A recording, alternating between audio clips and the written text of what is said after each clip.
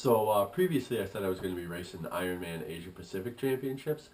Me and my coach went over it with the finances, and we decided to pull out of that race. That was on March 23rd, so I'm no longer racing in Australia. Instead, I'm going to race Ironman Los Cabos down in Cabo, Mexico. Um, it's just a lot cheaper to get there, a lot easier to get there. And you look at the money, even though there's more money available at Melbourne, um, you're going to have maybe 50 dudes racing at Melbourne, something like that. 50 guys in the pro field. You know, again, like 2,500, 3,000 amateurs, whatever. And only 8 are getting paid. Whereas I can go to Cabo, and there's less prize money, but it's still 8 are getting paid, and there'll be maybe 30 to 35 pros. So just the odds of, not only is it cheaper to get to Cabo, but the odds of actually getting paid there are much higher. So I'm going to go ahead and race Cabo on March 30th.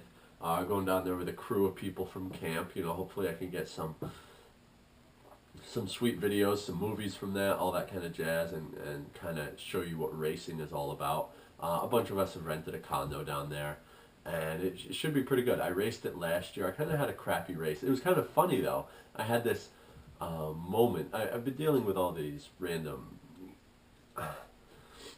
Basically, my first couple years racing pro, I was getting my ass kicked. And it really started getting in my head. I really started feeling bad about myself, yada, yada, yada. I really started resenting the sport, and there was all this stuff piling up.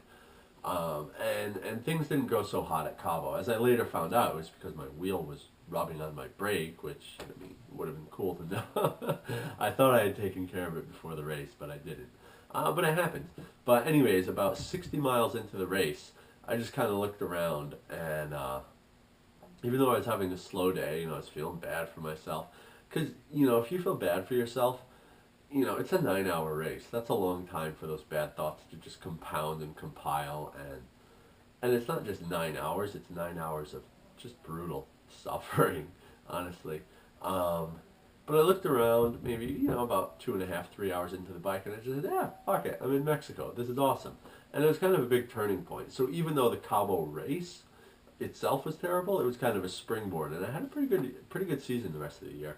So I'm looking forward to going back to Cabo and kind of getting a little bit of redemption, having a good day down there, maybe making some cash, because money's hard to come by in this sport. I'll tell you that. It's very fierce competition. A lot of people fighting for not a lot of money. So got to be ready to show up and crack some skulls, and I'm feeling pretty good about my ability to do that. I dropped a lot of weight during camp. I came into camp at 172 pounds. I'm 6'3", and 3 weeks later came out of camp at 166 pounds. So I'm ready, just about at race weight right now. I kind of thinned out. The abs are showing again and all that, which is, you know, sounds ridiculous and vain, but it's kind of a good measure for if you're right around race weight. You know, people start looking at me like, is that guy sick? Girls stop talking to me because you know, I look a lot better when I'm 10 pounds heavier. There's a little more fat on the face, a little less wasted away looking. But light is fast, and I'm in the game to win money and go fast. So, you know, that's the way it is. That's the sacrifice you make. So anyways, that's the deal. All right.